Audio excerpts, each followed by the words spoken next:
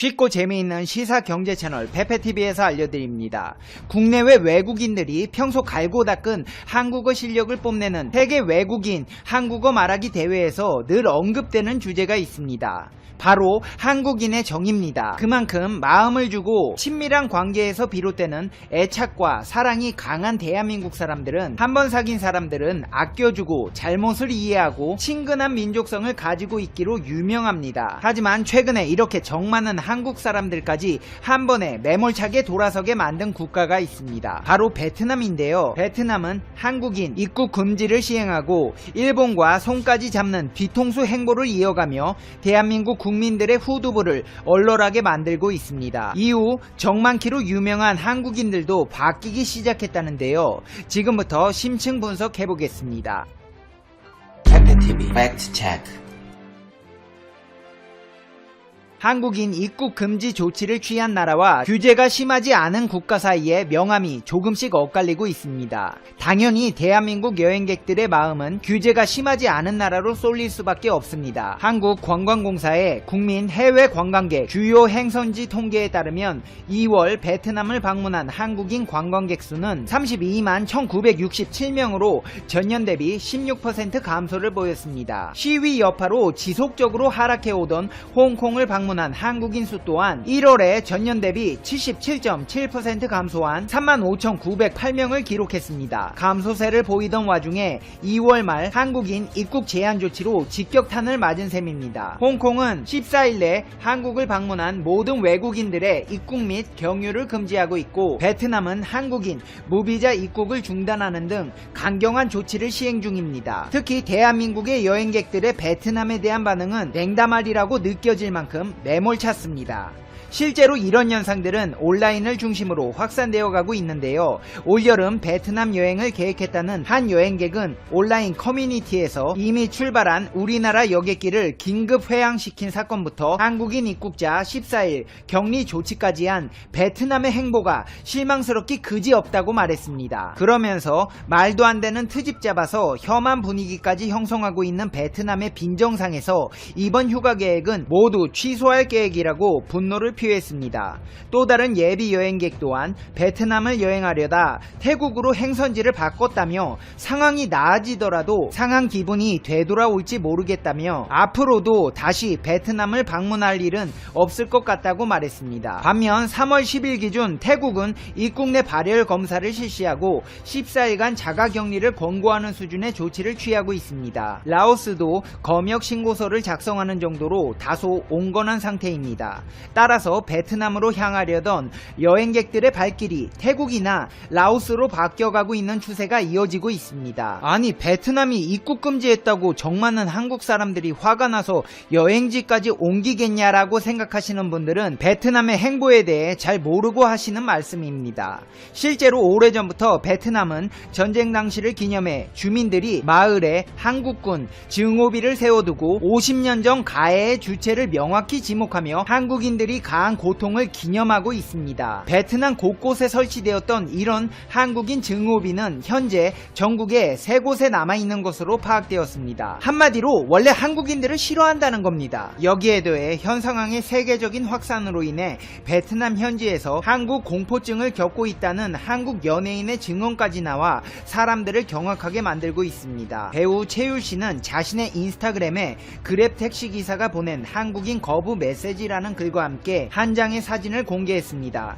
공개된 사진에는 베트남 그랩 택시기사가 보낸 메시지가 담겨 있습니다. 사진 속 택시기사는 한국인에게는 해당하지 않음이라고 문자를 보내 한국인 승객을 거부하고 있습니다. 베트남 내 혐한 분위기가 점점 심해지고 있음. 엘리베이터엔 한국인이 타고 있으면 안 타고 길거리에 한국인이 지나가면 욕하는 사람도 있음. 경비가 집에 찾아와 감시하듯이 거주증, 여권 검사하고 괜히 한국인이라 열체크 당하고 여긴 정말 북한이랑 다를 게 없는 건가? 공산주의가 이렇게 무서웠다니. 얼마 전까지 박항서 나라였다가 왜 상황이 이렇게 됐으며 언제까지 이렇게 계속 살아야 하나. 무섭고 싫다. 배우 최율씨가 전한 대로 베트남에는 한국인을 경계하는 분위기가 강해지고 있습니다. 한국 교민이 거주하는 아파트에는 한국어로 마스크 착용을 권고하는 안내문이 붙었으며 일부 아파트에서는 한국인에게 화물용 엘리베이터 등 특정 특정 엘리베이터만 지정해 이용하도록 하고 있는 상황입니다. 얼마 전까지만 하더라도 박항서의 나라라는 이유로 한국인이라면 밥과 반찬을 더 줬다는 베트남 식당에서는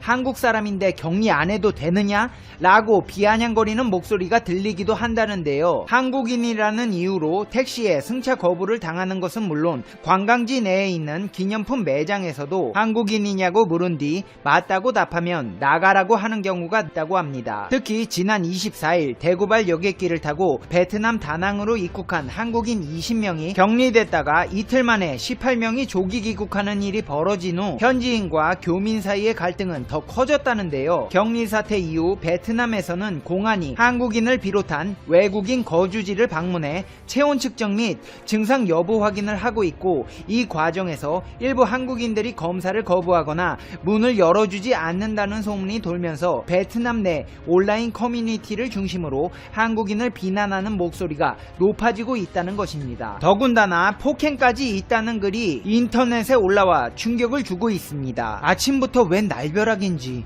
전 20대 남성이고 버스편으로 락자까지 이동하여 어제부터 오늘 락지아의 시라이트 호텔에 머물고 있었습니다. 저는 조식을 먹으러 호텔과 연결된 식당으로 지갑을 들고 메뉴를 고르고 있었습니다. 그러던 중 갑자기 뛰어오는 베트남 남성이 저를 무차별적으로 폭행하고 대기 중이던 공범과 함께 오토바이를 타고 도망갔습니다. 저와는 일면식도 없는 사람이며 이 호텔의 CCTV에 부분적인 장면이 찍혀있는 상태입니다. 제가 한국말을 한 것도 아닙니다. 다만 큰 지갑을 소유하고 있었고 한국 돈도 타인에게는 보이긴 했습니다. 현재 몸에 타박상이 다수고요. 상처도 다수 났습니다. CCTV는 보여주는 것만 보고 파일은 못 받았네요. 현재 뉴스 JTBC에 제보한 상태로 공항과는 호텔 직원이 영어로 통역해 주었습니다. 영사관에 전화했지만 큰 도움은 받지 못했습니다.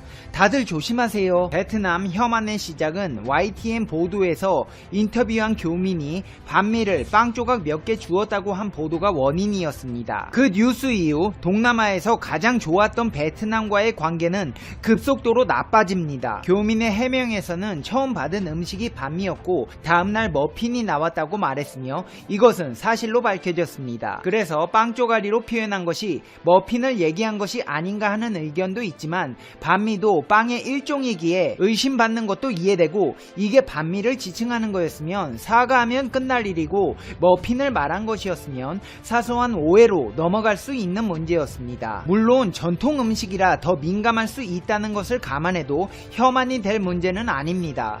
모든 국민의 목소리가 아닌 개인의 목소리를 국가가 나서서 사과할 수는 없는 일입니다. 반미 인터뷰로 시작된 문제가 가짜 뉴스로 빠르게 퍼져나가면서 혐한의 불씨가 되고 있는 점이 문제입니다.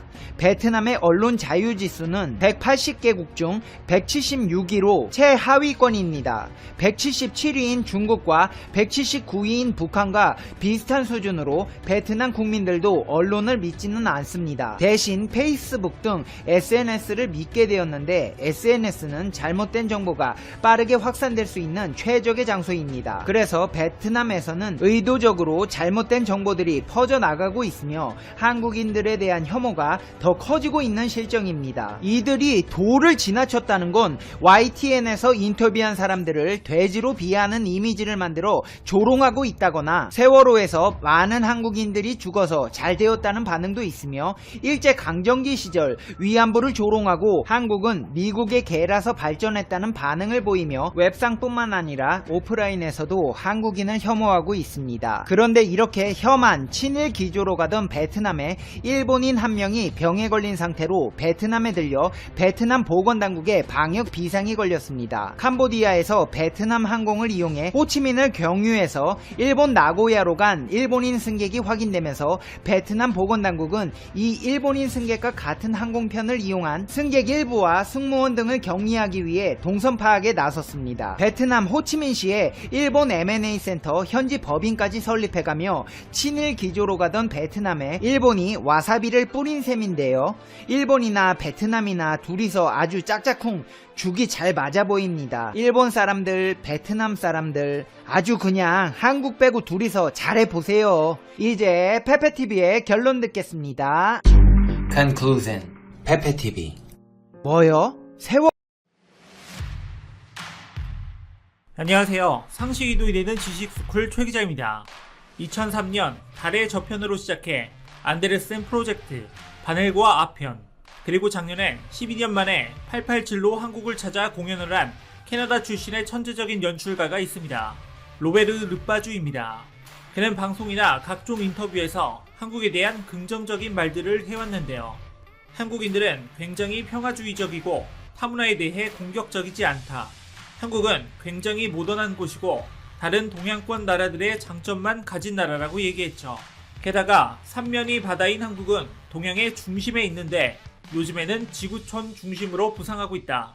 보통 돈과 인구가 많고 힘을 가진 나라에서는 자신들의 나라 문화만 우월하게 보는 경향이 많지만 한국은 다양한 분야에 관심을 갖는 것뿐만 아니라 실제로 눈부신 성과를 보여주고 있다. 특히 한국은 정말 문화를 사랑하는 문화의 나라이며 예술적인 곳이라며 극찬을 하기도 했습니다. 이런 와중에 한국 주변에 있는 어떤 나라는 자신의 문화만이 우월하다 생각하다 못해 말도 안 되는 주장을 펼치고 있죠. 그 나라는 다름 아닌 중국입니다. 특히 최근에는 정말 신박한 헛소리를 해 전 세계적으로 욕을 먹고 있다는데 이번엔 또 어떤 주장을 했길래 그러는 걸까요? 영상 시작 전 좋아요와 구독 부탁드립니다. 최근 중국이 자꾸만 우리의 전통을 훔쳐가려는 움직임을 보였는데요. 그중 한복이 자신들의 전통 의상이라며 망언을 내뱉고 있는 사실을 우리 이상스쿨에서 짚었었죠. 심지어 이제는 아예 대놓고 이상한 억지까지 부리고 있는데요. 중국에 조선족이 살고 있으니 세종대왕이 만드신 한글부터 우리 민족의 전통 문화들까지 모두 자신들의 것이라며 말도 안 되는 헛소리를 하고 있는 겁니다. 이제는 이런 황당한 주장을 하는 중국이 익숙한 지경에 이를 정도인데요. 특히 중국이 작년에 했던 말 같지도 않은 주장이 다시금 재조명되고 있습니다. 중국 한 학회가 영어는 중국어의 사투리 중 하나이며 서구 문명이 중국에서 기원했다는 주장을 해 당시에도 논란을 일으켰었습니다. 실제로 지난해 7월 중국 신화닷컴, 상하이스 등 현지 매체들은 중국 베이징에서 만들어진 세계 문명기원 연구진흥협회가 모든 서양의 언어와 문화는 중국에서 유래됐다라는 주장을 했다고 보도했습니다. 보도에 따르면 당시 베이징에서는 제1차 중국 국제 프론티어 교육 정상회의가 열렸었는데 세계 문명기원 연구진흥협회의 중국 학자들이 중국을 세계의 중심으로 가정하고 연구한 결과를 발표했습니다. 참 이상하지 않나요? 아무리 중국의 자만심이 하늘을 찌르고 있다지만 그걸 한 점 부끄럼 없이 왜곡된 연구 결과를 발표한다는 게 말이에요. 학자들이 모여서 한다는 게 신빙성 없는 연구와 말도 안 되는 소설을 쓰고 앉아 있었다는 게 믿기지가 않습니다. 그중 영어가 중국어에서 유래됐다면서 당신이 영어를 말한다면 실제로는 중국어를 말하고 있는 것이라고 한 주장은 어안이 벙벙해지게 만들죠. 학회는 그 증거로 몇 가지 예시를 제시했습니다. 먼저 영어로 노란색을 뜻하는 옐로우는 낙엽을 뜻하는 중국어 낙화에서 유래됐다고 하는데요. 왜냐하면 낙화는 중국어로 옐루어라고 발음되기 때문입니다. 그렇다면 잎이 떨어지는 것을 낙화라고 말하니 결국 가을에 떨어지는 노란 낙엽을 보고 노란색인 옐로우가 나왔다는 건 어떻게 증명할 수 있을까요? 그리고 영어에서 상점을 뜻하는 쇼번, 같은 뜻의 상점에서 나온 것이라고 주장했는데 이는 중국어로 상점이 샹푸라고 발음되기 때문이라는 겁니다. 또 심장과 가슴 등을 뜻하는 하트는 사물의 중심을 뜻하는 중국어 핵심에서 유래됐다고 하죠. 단순한 우연의 일치일 가능성이 매우 높지만 중국은 이런 예들이 영어가 중국에서 기원됐다는 증거라고 강조했습니다.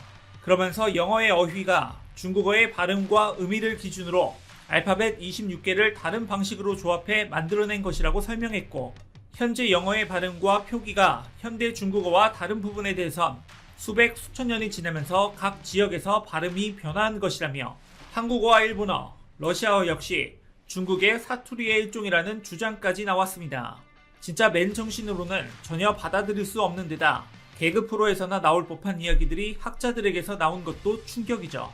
심지어 중국 언론에서는 이 말도 안 되는 이야기들을 이용해 수백 년 동안 서양 위주로 전개되는 세계 문명사는 중화민족의 문화 부흥을 가로막고 문화적 자신감을 크게 떨어뜨렸다며 세계 문명사의 본래 모습을 되찾는 것이 자신들의 목적이라고 보도했고 그걸 자랑스러워하는 중국인들을 보니 더 황당하기까지 합니다.